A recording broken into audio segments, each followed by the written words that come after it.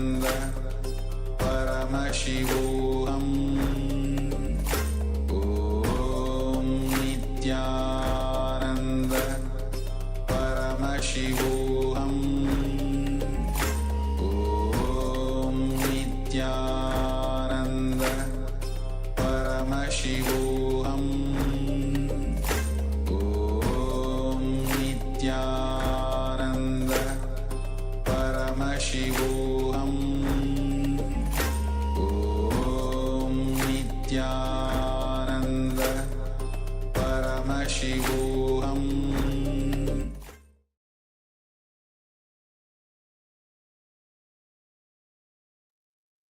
Yes. With this, let us now enter into the verification step. Measure the object that you have increased in size in this power manifestation once more. Either you draw the outlines once more on the piece of paper and compare the before and after. Maybe you can even see it just by placing it on the outline that it will not fit anymore. Let us know the results of your power manifestation and any other experiences or manifestations that you have experienced as we are getting ready to dive into the next segment. Requesting everyone to please post your experiences in the chat, be it on YouTube, Facebook, or here in the Zoom chat. At this point, we also want to recommend all the YouTube and Facebook viewers to join us in the Zoom room in two-way video conference. This is the most interactive way to experience this program, and this will surely lead you to a breakthrough in whatever you want to manifest. So let us get ready. We are going to continue to learn about enlightened communication in this segment. So, what are the secrets of effective communication? To be effective in your communication, you need to first listen consciously. Means unclutch from your thoughts and words and totally be in the other's world. Then bring your awareness to your own center and speak from the space of conscious talking. Talking from what is possible rather than what is default, available, or logical to do. In other words, consciously listen into the talking. When someone is talking, listen consciously. Consciously talk into the listening. When you talk in such a way that you connect with the listening of the other person and then talk from what is possible. See, so many times we are used to just giving the basic response. We are just reacting based on what is immediately available. And we don't go that far to look into all the possibilities. But if we want to experience a breakthrough, or we want to help someone in experiencing a breakthrough, just using the standard strategies will not work. It might be successful to some extent, but it will not be enlightened communication. See, in the Vedic literature, imbibing any concept is always divided into 3 steps. First, Shravana, which means listening. Second, Manana, internalizing. And third, Nididhyasana, living, radiating, embodying. Listening is always the first step. In Vedic tradition, sound is used to transmit the energy directly. We use sound to transmit the experience of energy also, not only used to transmit ideas, concepts, or knowledge. Words are used to awaken Kundalini Shakti. If you have participated in the Nityananda Yoga, you would have heard that Sanskrit has a phonetic significance. Even just listening to the Sanskrit syllables has an effect on your very biology. Can not only awaken the subtle brain groups, but it can directly interact with certain energy centers within your body. Understand, listening is saying yes to life. If you listen, your seeing will become intense, your hearing will become intense, even your touch will become intense. Listening means you are saying yes to life. See, our senses fundamentally function based on the awareness that we bring. The listening space we create is our conscious decision to be available at that moment of time. We might miss what the other person actually wants to say beyond the words that they are using, because we are just superficially attending to them. If we decide to be available, if we say yes to life, we will hear even the things the other person is not saying. Only when you say no to life tiredness and boredom can even enter into you. So listening is saying yes to life. Listening starts with listening to ourselves. Listening to you is listening to others. Listening to yourself will give clarity. And at this level, at this depth of being able to listen to yourself, you'll be able to cognize and understand the possibilities of power manifestation, possibilities of being able to do extraordinary things. It is because we had such a non-listening to our possibility that we were not able to comprehend that we can even have the energy to do and manifest what we want in life. Right? So power manifestation comes with this very clarity. And then because we don't listen to ourselves, we're not able to listen to others. Because we don't listen to others, we don't listen to ourselves also. The pattern goes both ways. So this way, we can establish ourselves in an effective communication when we are deeply in the space of listening. So now we're going to be seeing a short video where Swamiji is going to be describing the art of right listening. It's a beautiful meditative space to be in. Many people sit and do the meditations on their own. But in end communications, the beautiful thing is you, at the same time as creating a meditative inner space, you are also working on others. Relationships also manifest. And this is a beautiful way that Swamiji is teaching and how meditation can do a lot of good to you and your relationships and to those around you.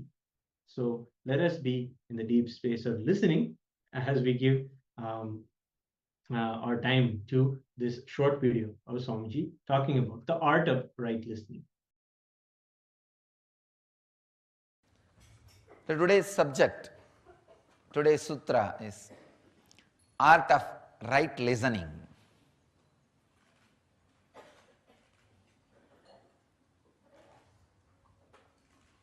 Listening has been prescribed as a first step in almost all spiritual traditions in the world.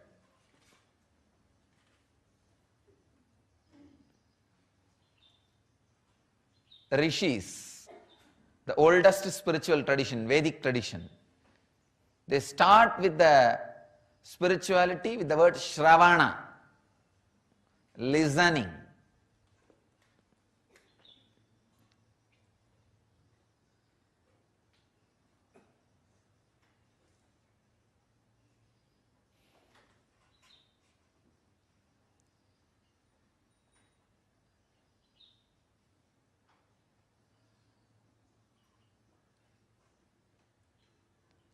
Buddhist tradition starts the 8 steps for nirvana. First step is right listening. J. Krishnamurti, the modern day master, goes a step ahead, step further, says right listening is God. He gives the place of God to right listening.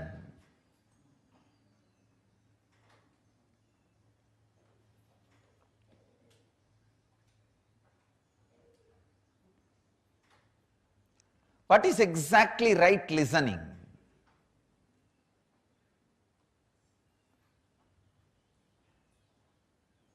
Hearing is different, listening is different.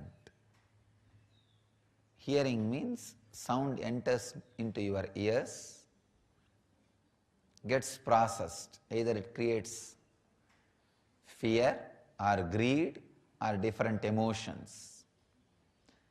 Listening means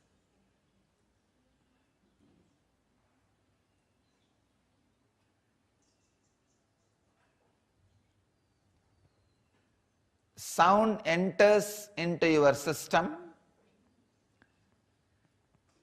and gets absorbed into your system,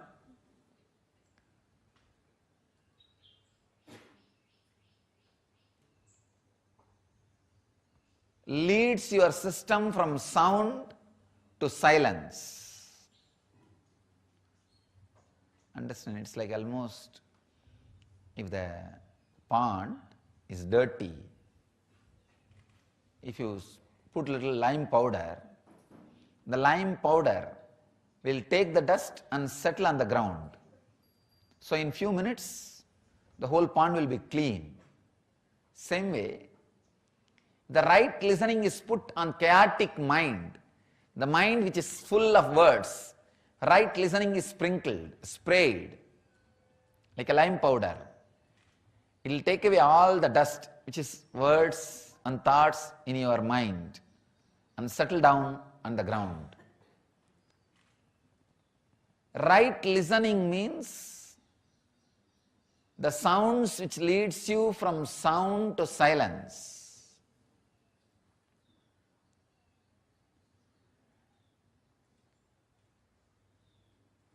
The right listening can happen when you are ready to listen with anything. Chirping of the bird can lead you to enlightenment. Sound of bamboo can be the Upanishad mantras.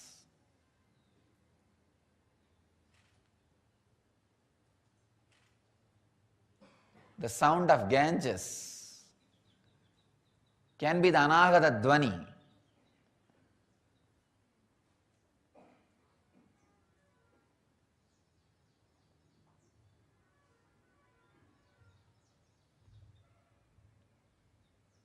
With right listening, everything that echoes in your system, everything that reverberates in your inner space leads you to silence. Of course, the possibility for right listening, the happening of right listening happens more in the presence of a living master, an incarnation, who himself has experienced the anahata dvani, the sound which is uncreated in his inner space.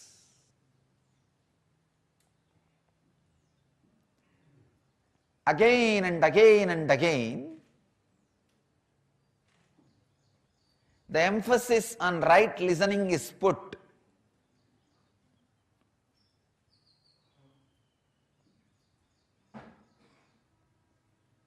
Because the right listening is an independent, intelligent technique which can directly lead you to the higher space and higher reality.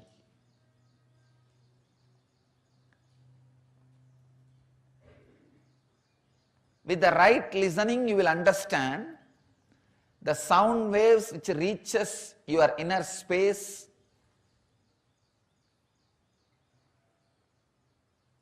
is deeper than the visions which reaches your inner space. When I say this, I mean the sounds which you are hearing now, the words which are entering your inner space are more stronger, more truthful, more higher reality than the scenes you are seeing around you. The wax out of which the scenes are created, which you are seeing around you, is of much lower quality than the words which are reaching your inner space. The sound which I am creating now, which is reaching your inner space, is more stronger base material to create what you want than what you are seeing as a scene. As long as you feel what you are seeing is more stronger reality than what you are hearing, you are in illusion, maya. You are hallucinating. The right listening has not yet happened in you.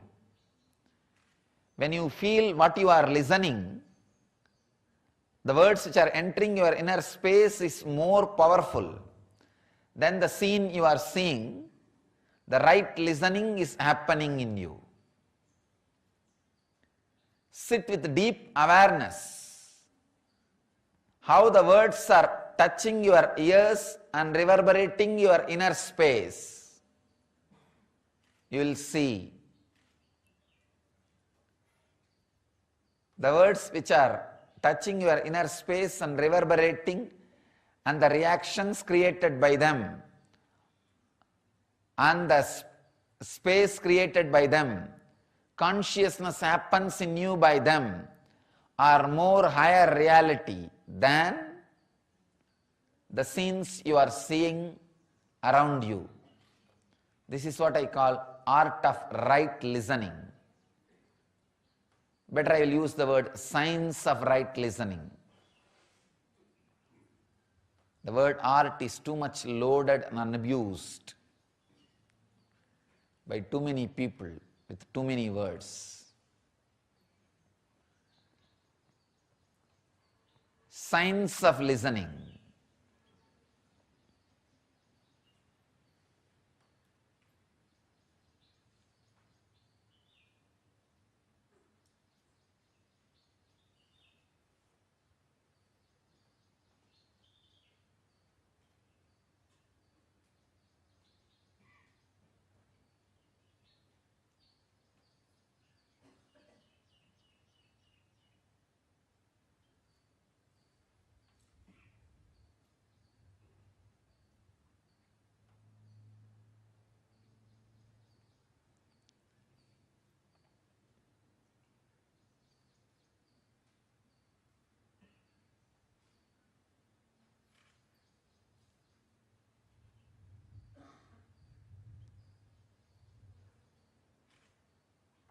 As rishis describe, listening in their own way, Shravana, Buddha describes right listening.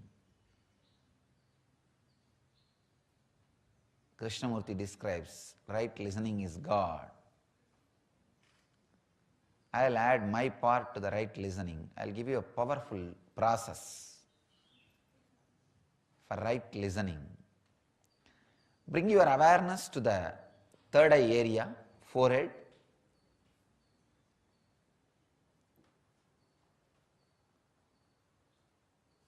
See very clearly the sounds.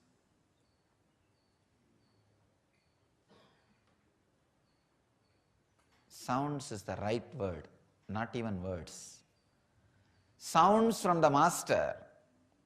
How it penetrates your third eye. Please understand, sounds from master reaches your system through your third eye, not through your ears. Ordinary words which leads you to more and more words reaches you towards your ears. The words which leads you from sound to silence, the sounds which leads you from sound to silence reaches your system through third eye. Have your awareness in the third eye. See how the words are penetrating and how they are reverberating and what kinds of meanings, emotions, experiences they are creating in your system. Just see the whole thing. Seeing the whole thing is listening. Understand? Listen through the third eye. Whatever happens inside, see it. That's all. This is a powerful process to listen.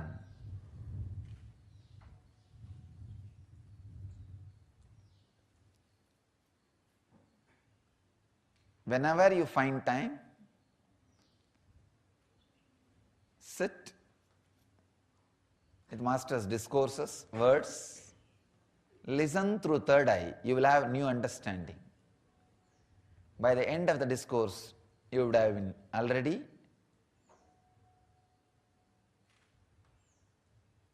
put in deep silence. Never ever listen to a person who creates more thoughts in you. Listen to the words and a person who leads you to the deeper and deeper space of silence and higher space of realities. The Master's words come from a frequency where what you are seeing as the world is too small. What you see as the world is illusion in my space. So anything comes from my space and reaches your inner space lead you to the same experience of my space. So any word which comes from this inner space and enters your inner space leads you to the same experience of my inner space. Means this is smaller reality than the sounds created.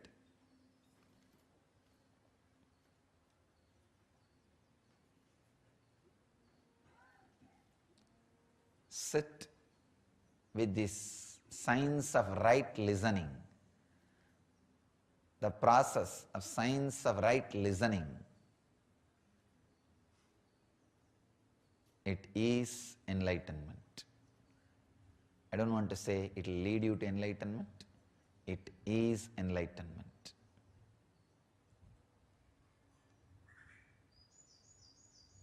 What Upanishads calls as Shravana, what Buddha calls as Sammati, what J. Krishnamurti calls as right listening is God.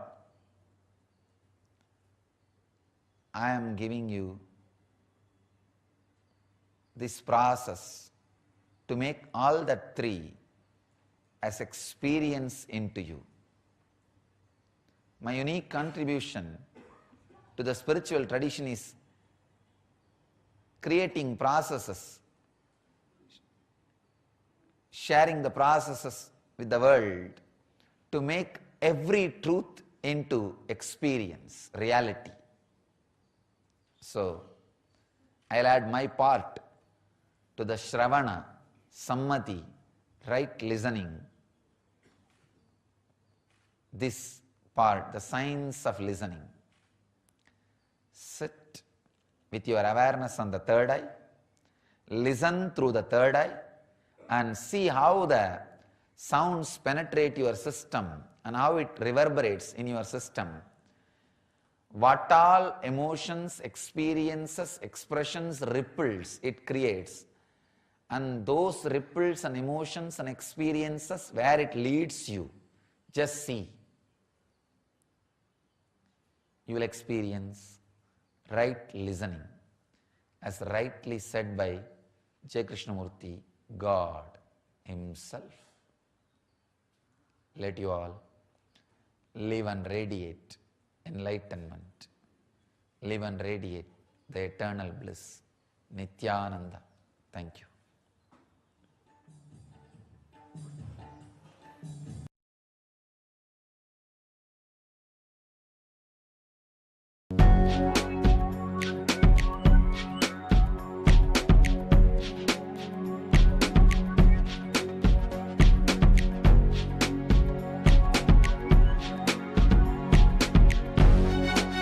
All that it takes, all that is made.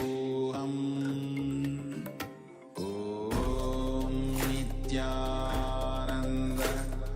Paramashivoham. Om Nityananda Paramashivoham. Om Nityananda Paramashivoham. Om Nityananda Paramashivoham. Om Nityananda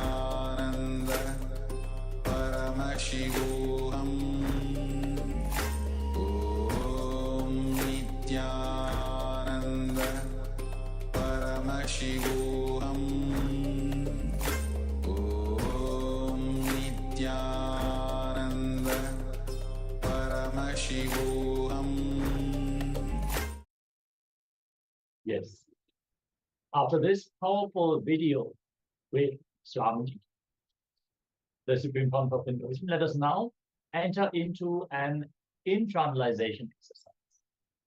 First, identify and pen down all instances you can remember where people did not listen to what you spoke. For example, when I want to share my concerns about the workplace with a job, they just shrug it off. They don't listen to the feedback that is given. My partner does not want to attend the program with me.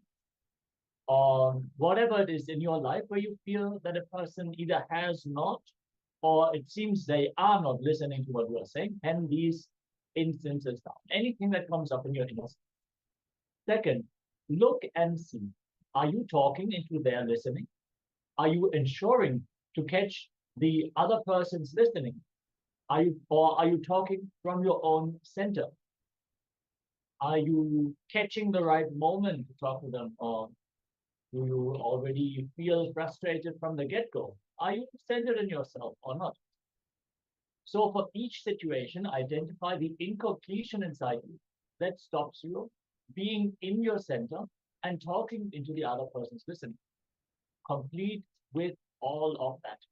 All the incompletions that you feel rise in you as you feel the other person is not listening to you.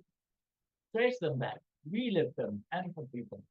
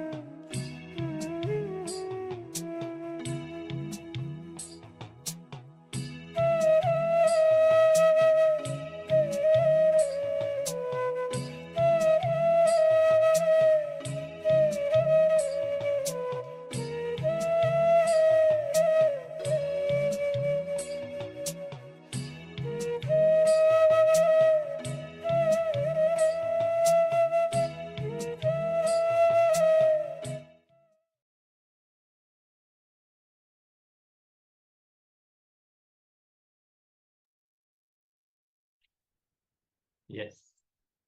Thank you, Anand. We have some questions in the chat. There is one message in Chinese. Could the translators give the translation for that? Maybe. And one more question is there, Acharya, do we need to also be in the space of listening, even though we find out that some people, they're saying something without awareness? Yes, ma'am. The space of listening should always be given. Otherwise, even if you respond to what the other person is saying, you will not be able to move them. So first, you should provide your listening. You should make them feel that you are giving them the room to express themselves. You should provide the listening first. And this is also how you can create the listening space in them. So if you intend to move them, you should provide your listening. Listening does not mean you just swallow what they are saying, you believe everything they're saying. No, but it means that you take your judgment and other ideas out of your hearing, and you are with them as they are speaking. You give them the opportunity to tell whatever they want to tell before you come to any conclusion about them and what they want to convey. I hope this is helpful for you. Yes, let's now get into the power manifestation. Yes, we're going to continue to manifest the Ashtamaha Shaktis. As in the first round, we have increased the size of an object. We are going to now move into the power of Garima, which is increasing the weight. And in this round, we are going to increase our own weight. No need to worry. This is not a permanent change, and understand if you can increase your weight by the force of your consciousness, you can change it and play with it however you want. So you don't need to worry that you're going to be heavier after this power manifestation. We are just learning the science to play with the fundamental forces of the universe. So first step would be to measure your own weight, and then you sit, connect to Swamiji, chant the Mahavakya, and you declare your weight to change. You can even declare by how much you want to change your weight. So let us enter into this power manifestation. Connect to Swamiji, chant the Mahavakya, Om Nidyananda Paramashivoham intensely. Vibrate with the Mahavakya. You should chant it loudly. Even if your neighbors hear you chant, that is okay. So intensely vibrate with the Mahavakya and visualize Swamiji in your inner space and request him to increase the weight of your own body. Let's begin with this round of the power manifestation.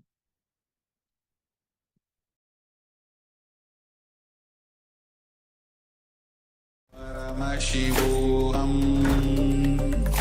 Om Nityananda Paramashivoham Om Nityananda Paramashivoham Om Nityananda Paramashivoham Nityananda Paramashivoham Om Nityananda Paramashivoham Om Nityananda Paramashivoham Om Nityananda Paramashivoham Om Nityananda Paramashivoham Om Nityananda Paramashivoham Om Nityananda Paramashivoham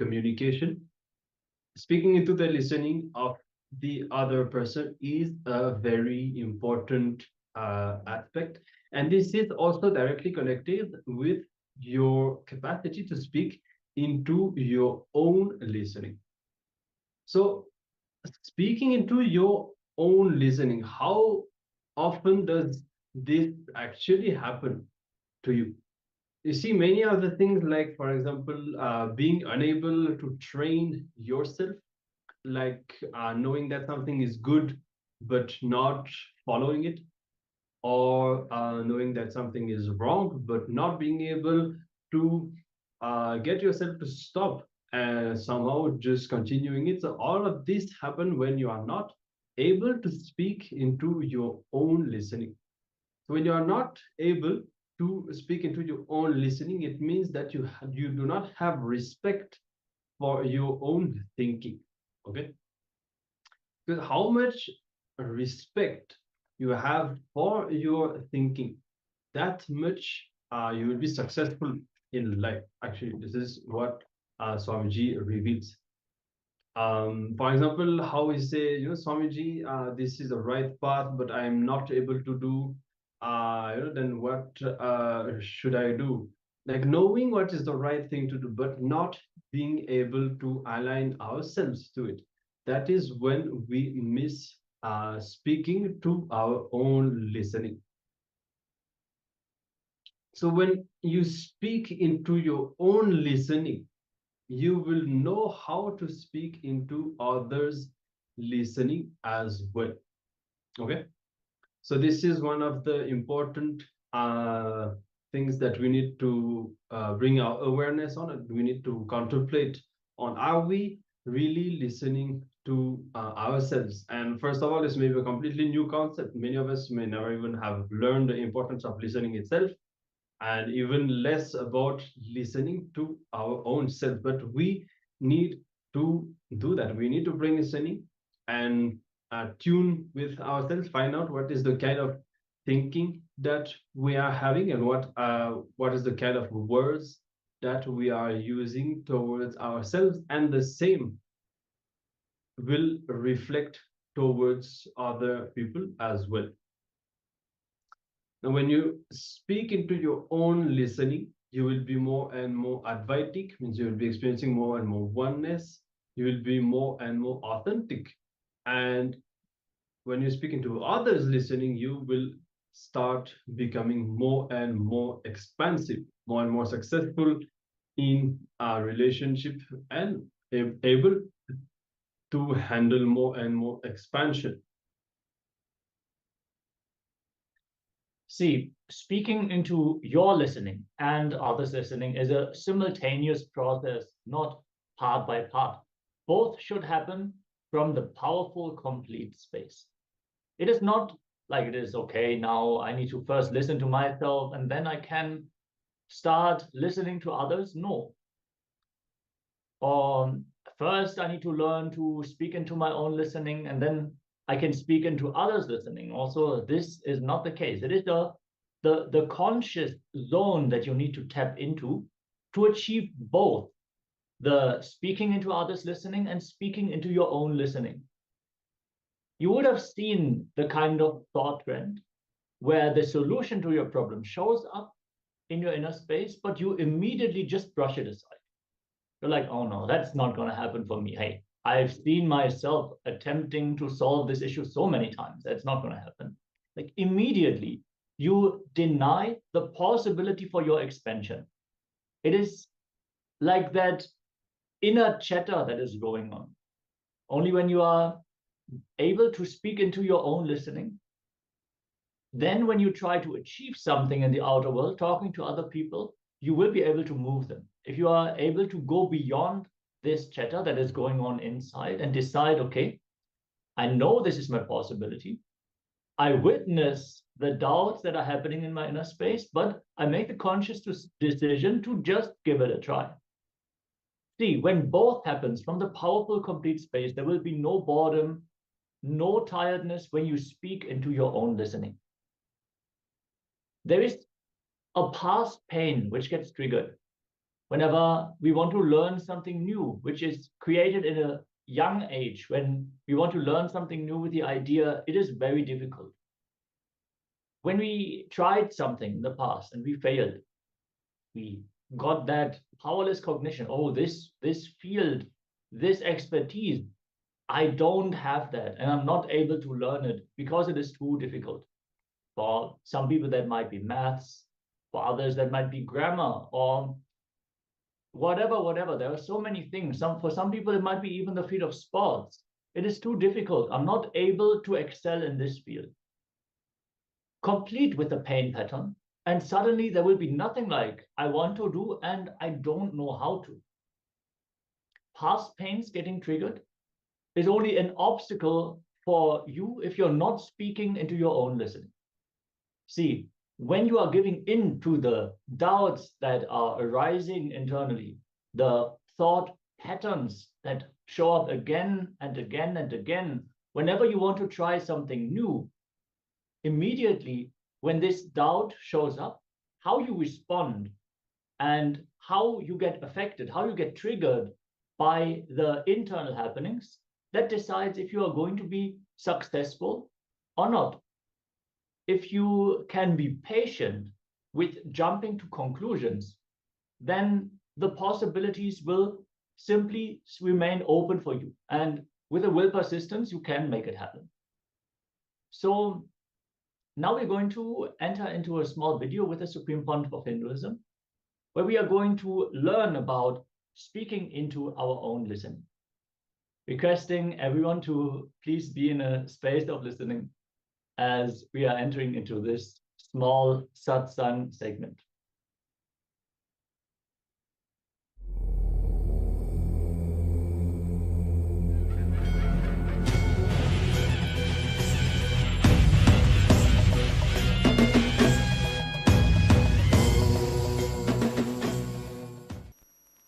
Listen, today I am going to teach you a very important method called speaking into your listening. Please listen. Listen to these words. Speaking into your own listening. Many times people tell me, Swamiji, I know this is the right path, but I am not able to do. Why? What to do? Addictions. Unable to train yourself. Knowing something is right and not doing it. Knowing something is wrong and continue to do it. All this is because you are not able to speak into your listening. Means even you are not listening what you are saying. Am I right? Even you are not listening what you are planning. Even you don't have respect for your thinking. Then who will respect your thinking? How much your thinking is respected, that much you will be successful in your life. That's all. Understand?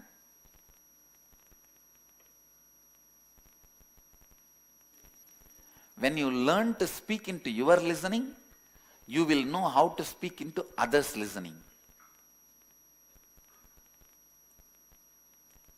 Today I am going to teach you both.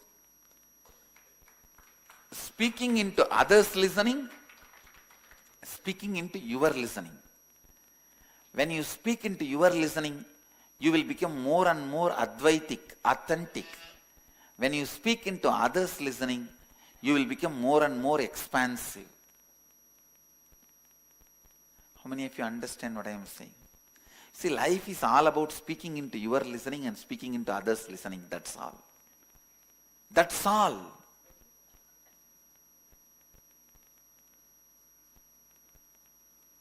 Nothing else. It is not just because I am in the speaking profession. Whatever may be your profession, it is nothing but speaking into yours listening, speaking into others' listening. Whether your family, love, life, friends, partners, business, team, wherever. Life is nothing but speaking into your listening and speaking into others' listening. Am I right? I have seen two doctors passing out from the same college. After 10 years, one is the owner of chain of hospitals, the another one is sitting in the same old village and reading the same old Hindu newspaper with that big glass, having patients come to remove the teeth for 5 rupee, injection 7 rupee.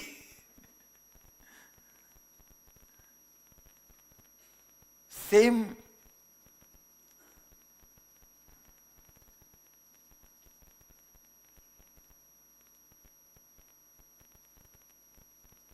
Same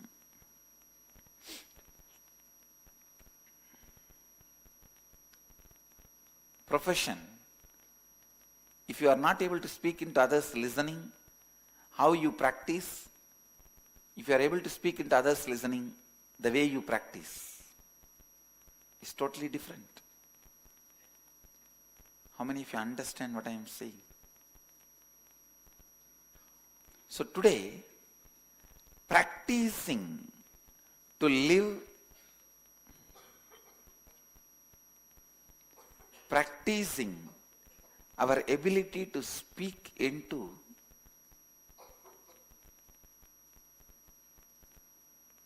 your listening and others listening. What do you think as the ultimate reality in your life? Can anyone shout out? Just shout out from there. Enlightenment, bliss. I can say bliss is the utility word of enlightenment experience. Enlightenment is bliss is like applied science. Enlightenment is original science. Pure science. Speaking into your listening, speaking into others listening. Now you all said, the ultimate reality is enlightenment. Today let us take few minutes.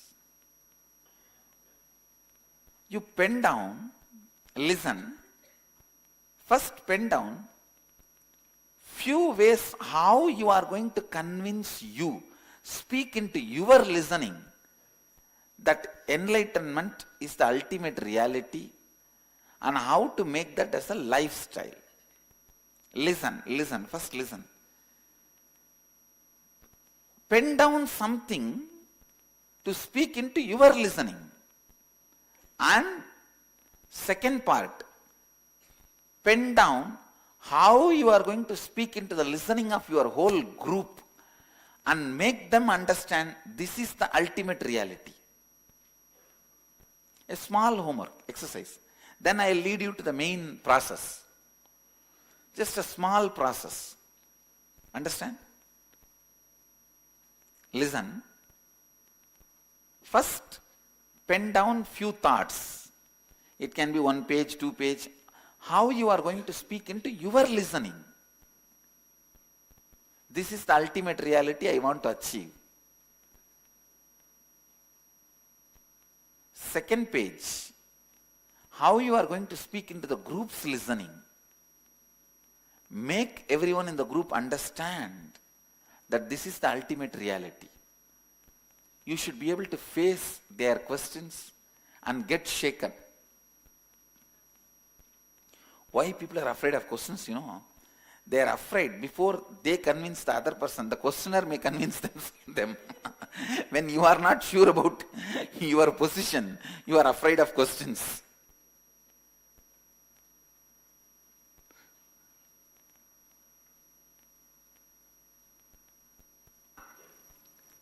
Few minutes. Shall we do this homework? Listen. This will really help you to raise your authenticity and the space of Advaita. It will help you in a big way.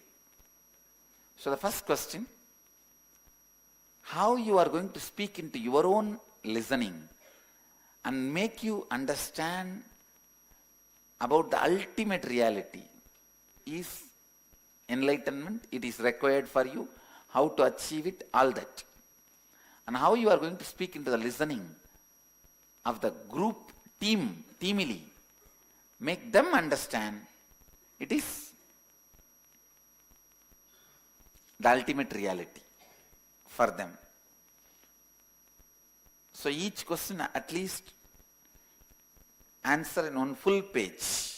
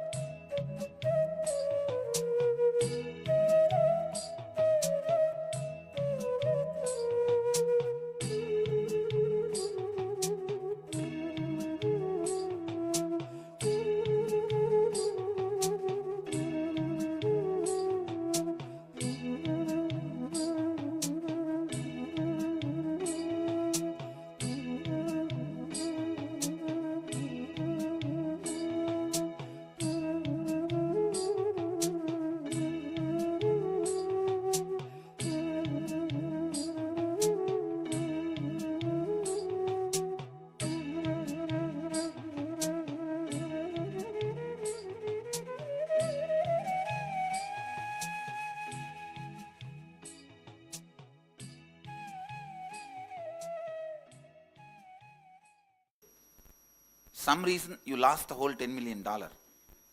Again you start. What a big loss and foolishness, stupidity it is. Like that only many times you think, build a strategy about your life, come to a conclusion after 1 or 2 years of thinking. But suddenly you don't follow and you are back to square one. Then how much of energy is wasted in your confused thinking and time? How many of you understand that?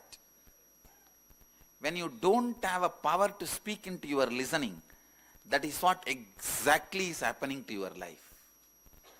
And you don't even remember the loss you are going through. At least with money you know, because it is number. With this mind you don't even know the loss you are going through, because you don't know amount of energy going outlet. It's like a diarrhea, you can't measure. You only know how many times you went. How much you went, you don't know. Understand? Like that, how many years you wasted, you can understand. But not how much you wasted. You understand what I am saying? A little raw example, that is okay. After all, I am a village boy, so that's all. That is why that speaking into your listening is required. I can give you one example. I decide yoga is good for me. It will cause my ultimate reality. Once now I decide, I don't need to convince me again, waste my time again into thinking into it. Every day I will be there on time doing yoga. Now only everyone understands what is speaking into your listening.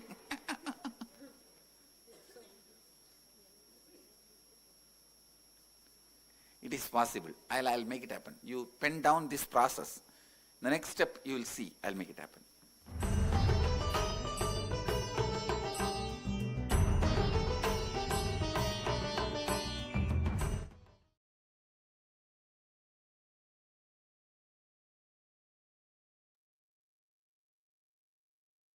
Yes.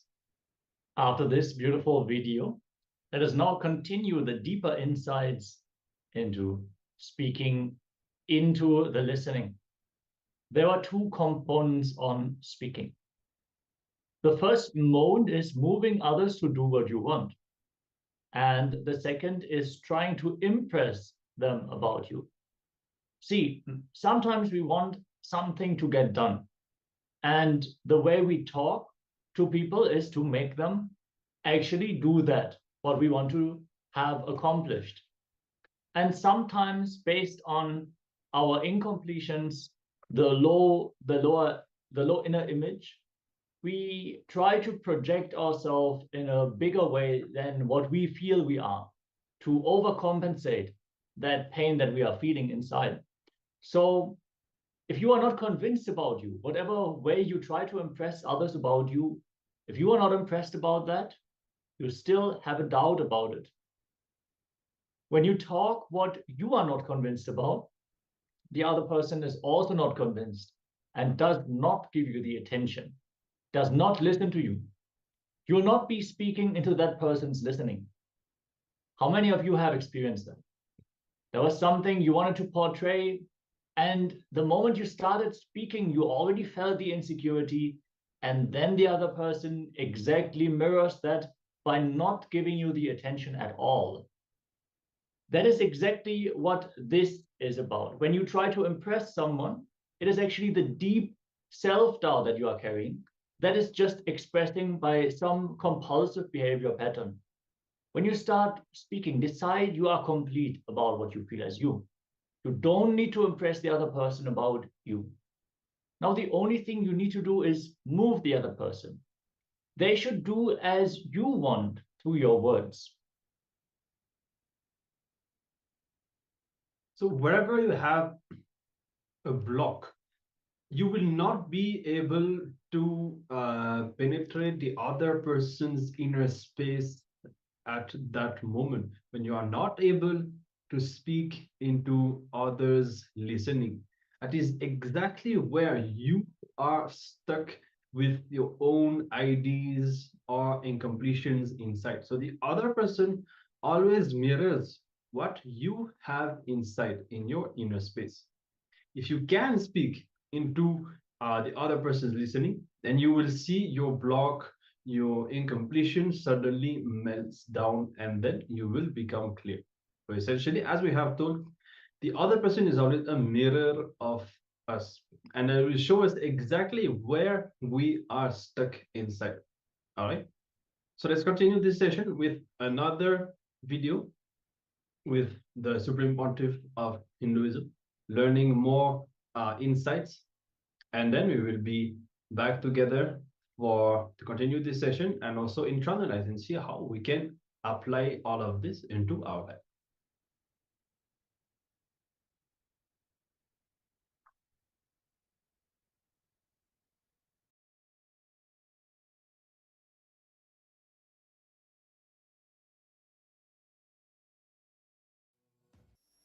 I'm telling you, neither you can 100% speak into your listening, nor you can 100% speak into others' listening, because you are off, others are off. When you can speak into your listening, other listening, authentically, only then you will be able to speak into your listening 100%, others listening 100%. How many of you are thinking, first I will speak into my listening 100%, then I will speak into others' listening? Raise your hand. It is foolish. How many of you are thinking, I will speak into others' listening, I don't care about speaking into my listening? Raise your hand. Again, this is foolishness. Understand? It is, you go on doing both becomes complete, perfect. Because you are not 100% stored in you. You think all your treasure is in your hand. Already some fellows have put the hole in your backyard and pulled out the treasury. You are only sitting safeguarding the front door. Because the front door is not opened, front door of the treasury is locked and you have the key, you are thinking your treasury is safe. Already some fellow has gone through the back door and drilled and pulled many things. You are sitting with the empty. You understand? Your 100% is not with you. Same way, your 100% is not with others. Still, at least the empty locker you are having and your key you are having. So, it has to be a simultaneous process. Speaking into your listening and speaking into others' listening. Both should be from powerful, complete space. Listen. Listen here. Say, how many of you listen? You feel, first let me completely speak into my listening, only then I will speak into others' listening. Raise your hand. Whenever you try to speak into others' listening, you will always carry the incompletion. I myself not complete. How can I speak into others' listening? Am I right? So that makes you powerless. All these people, I don't care about whether I am speaking into my listening. Let me speak into others' listening. Again, you are feeling powerless. How many of you are getting it? Actually, many times you speak into others' listening even though you are not convinced. You are not able to speak into your listening. Many times. When you try to make your husband disciplined, wife disciplined, look in. Are you convinced about that? No. So that time, again, because you feel you are not convinced but you are speaking into others' listening, you will be powerless. Both, if it is done as a part by part, it is powerlessness. Both done as a lifestyle out of powerfulness reaches completion. That is what I am saying. If you start doing, both is similar. Both have a strong connection. Listen. Please, all of you, look here. Can you all look here? Look here for a few minutes. I am giving you the tips for speaking into others' listening. Usually when you start speaking to others, you are always planning to impress on others who you are instead of what you need to make them do. See, there are two components in speaking. Moving them to do what you want and trying to impress them about you. Impressing them about you should be only for moving them to do what you want. But most of the time, you try to impress them about you, and the funny thing, whatever way you try to impress them about you, you are not impressed about that. Still you have doubt about it. That is why you project your SDHD on them and make it as ADHD. Understand? Attention deficiency happens in the other person. ADHD happens only when you have SDHD. When your statements are from SDHD, means self-doubt. You are not completely convinced. You try to project that on the others, using the same concept and try to impress them. Other person will not be giving you attention. He will not be giving you listening. You will not be speaking into his listening. You think he has ADHD. No, you have SDHD. ADHD happens in other person if you have SDHD when you speak. How many of you understand what I am saying? That's all. So don't ever blame others' ADHD. It is your SDHD. Understand? Actually, layer by layer, I am making the cognition happen in you. The cognitive shift. When you start speaking, decide you are complete about what you feel as you. You do not need to impress the other person about you. Now, only thing you need to do is move the other person. You should do as you want through your words. That is what is speaking into the listening of the other person out of completion. Don't try to impress the other person by trying to show who you are. When whatever component of you are trying to make others believe again and again, be very clear you are not believing.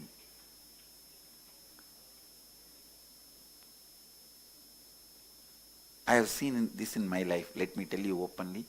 I'll constantly make the people around me to believe that I am working hard, but I myself don't believe. No, really I am telling you. In my heart I don't believe I am working hard. I feel whole life is going so beautiful and smooth. What is there in this work? This is what I like. When I wake up, I just want to come and see you guys.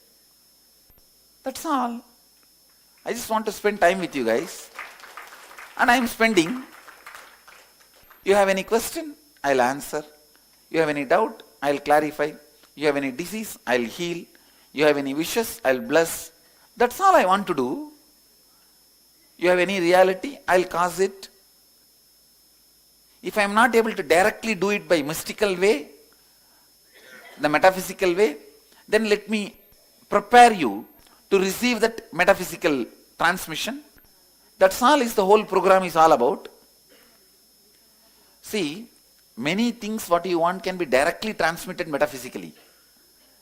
Whenever you need little more sensitivity to receive that metaphysically, you are just prepared through all these process, programs, everything.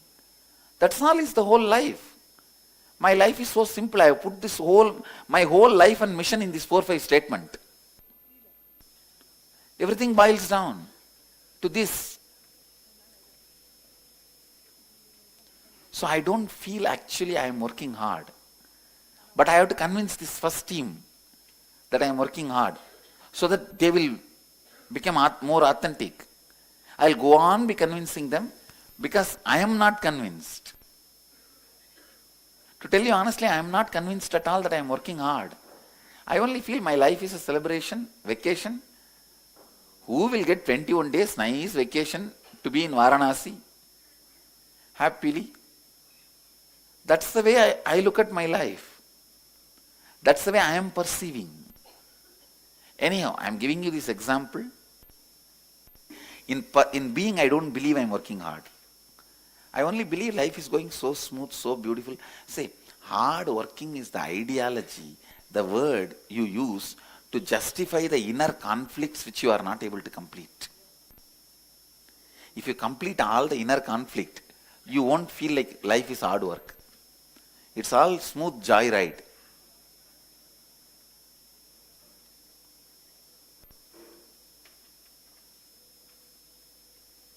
How many of you understand what I am saying?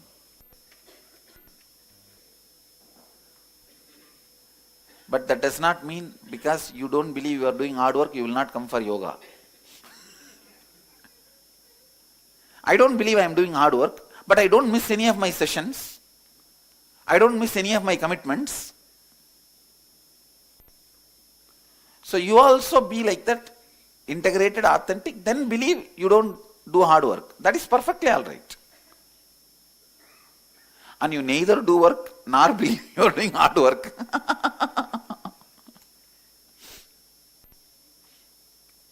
Actually, when you believe you are doing hard work only, you don't work.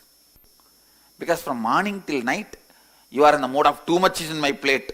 How much I can do? I am tired. Ba ba ba ba ba ba. Too much is in my plate. What do you mean by too much is in the plate? Everything is grabbed.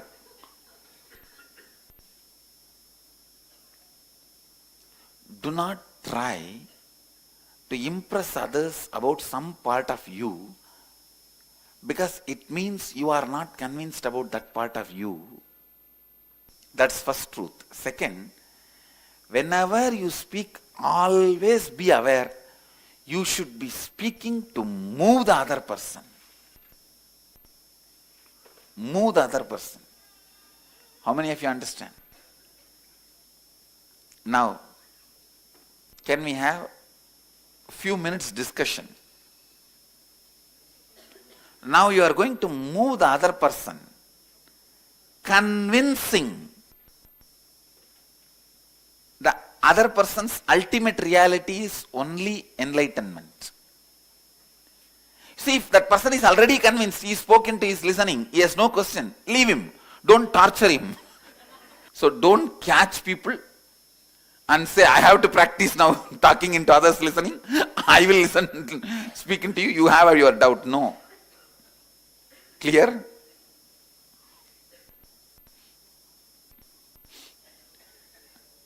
See, listen. For example, I'll give you this example. 10 people are there in your team. No, 10 people are there in your team. 4 persons have a question. Speak into their listening and make them understand.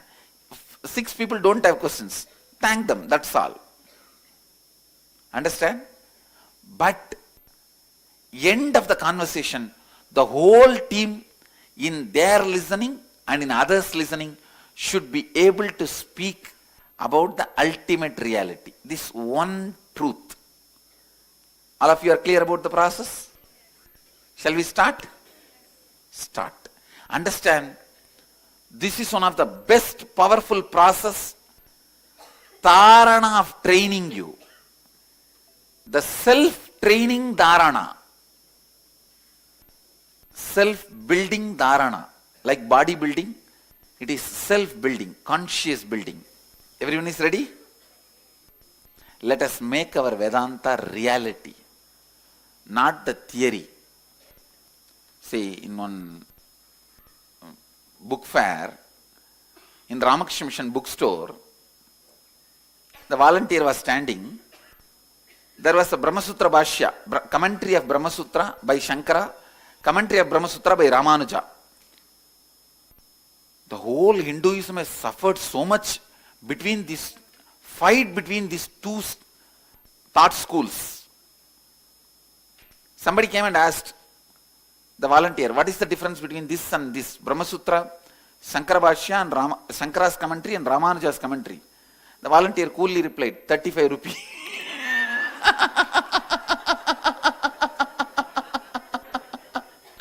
So understand.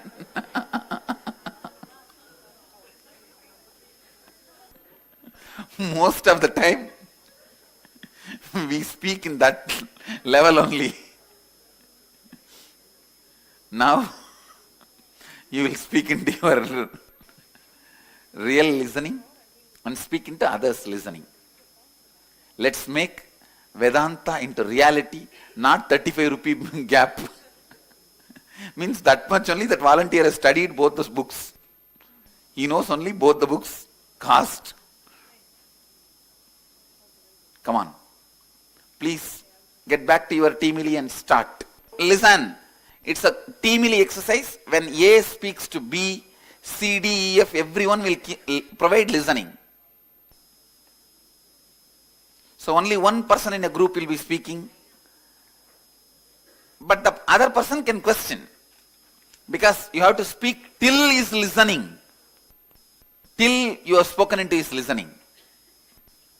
You will see, you will get exactly the questions which you are not able to convince about you. If you are not able to convince about you, you will not be able to convince the other person. If you can't speak into your listening, you can't speak into their listening. Even when you speak, if you are able to speak into their listening, your doubt also will be cleared. You will be speaking into your listening. It is like a churning. See, in Ganga, so many big stones will fall into Ganga. Ganga will beat each stones with each other and roll it. Finally, both will become Shivalinga and she will give it to us and go. So she will take so many stones and beat them all with each other. In that high power rotation, all the stones will become Shivalinga and she will leave it. Like that, I am taking all of you and beating all of you together in the flow of my energy. And all of you will become Shivalingas. That's all.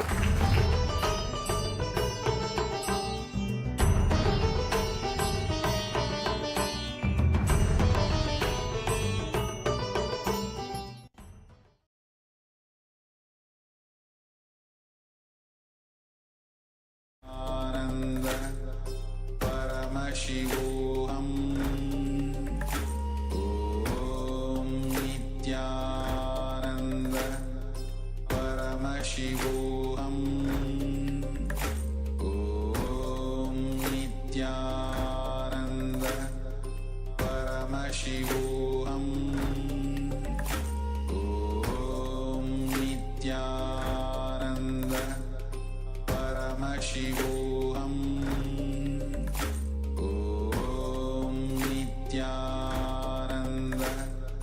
Paramashivoham Om Nityananda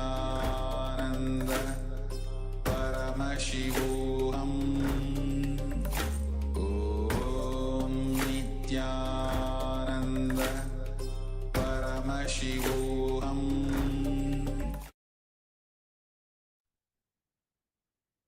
Yes. So now let's apply what we have learned. Speaking into the other person's listening. So to start with, we're going to be having a 3 steps internalization exercise. The first step is going to be identify all instances where you are unable to make the other person to do what you want, or even avoid to attempt thinking that they will not do what you want. Okay, so this is going to be the first step. Once you're done with that, identify the block within you that is reflected in that situation. So as we learned, the other person is always a reflection of us. So, for example, if you are not convinced about something, but we try to convince the other person, then naturally the other person will also not be convinced. Other people always listen or see deeper than merely the words that we utter. They respond to the space that we carry. So, how much ever words we use to try and convince them, ultimately, they always respond to our inner space. So, if you're not able to make someone to do what you want, it could be about convincing a family member or your spouse, or at work, you're not able to get somebody to agree with you, or you're not able to get somebody to just to do what you want in whatever way or form. Identify the block that you are having inside you. As we said before, even when it comes to your capacity to speak to your own listening, the first obstacle that you will face is the pains of the past. So now, by identifying this block, you're also going to be in the third step, completing with this block, whatever it is. Try to identify the earliest incident in which you experienced that incompletion. So, for example, maybe you just have a feeling that people don't listen to you, or that they don't value your opinion. It could be thousands of things. I'm just giving one example. So then try to find the earliest incident where you experience that incompletion and complete with it. Do the reliving process and complete with that, and you will see that you will regain your ability to speak into the other person's listening and manifest, express your will through other people. All right, so let's start this exercise. If you have any question at any given time, you can let us know in the Zoom chat and we'll guide you. We also just now noticed there's a comment from the previous power manifestation where one of the participants has changed the weight twice in a row. So we want to also congratulate and inspire you to celebrate any power manifestation that is happening. For all the other participants, we're going to move into the next round of the power manifestation soon after this completion exercise. Please take your time with each of the steps and sincerely look in.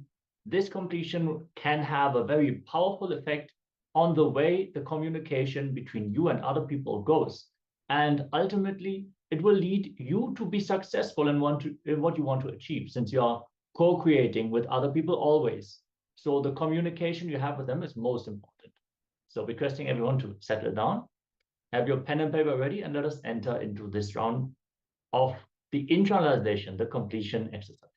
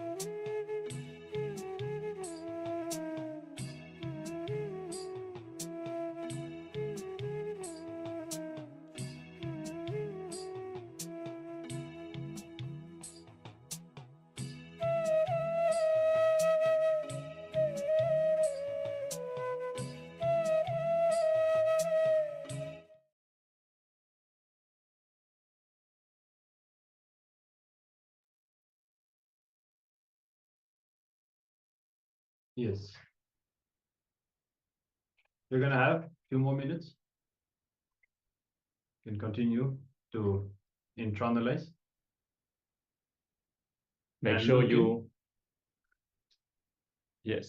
move on to the further steps as we are approaching the end of this internalization exercise.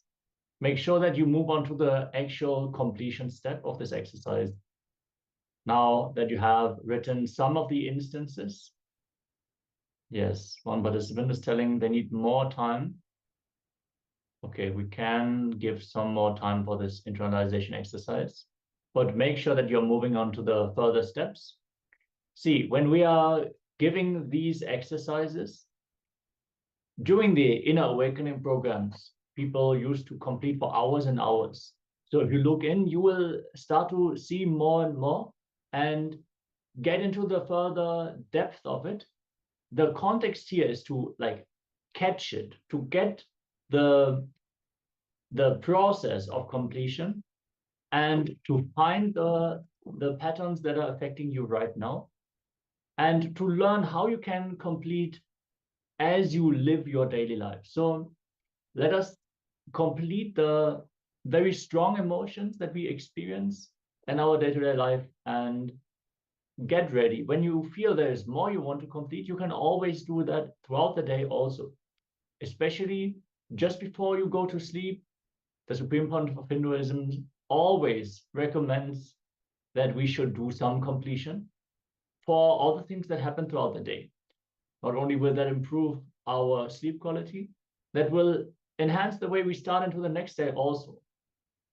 So let us now move to the further steps, and we can continue this process for a little bit longer.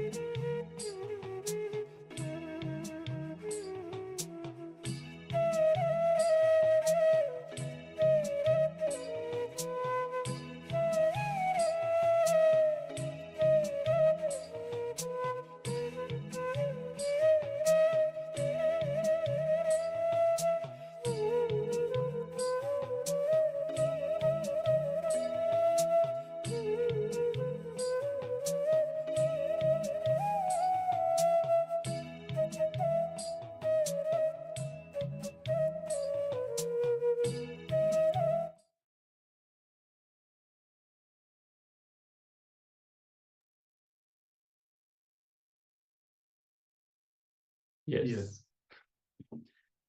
So, since that participants are done with this exercise, so that you are able to see how it is the inner space that you have while talking that defines whether you are going to be able to catch the other person's listening, that determines what kind of an impact you have on the other person.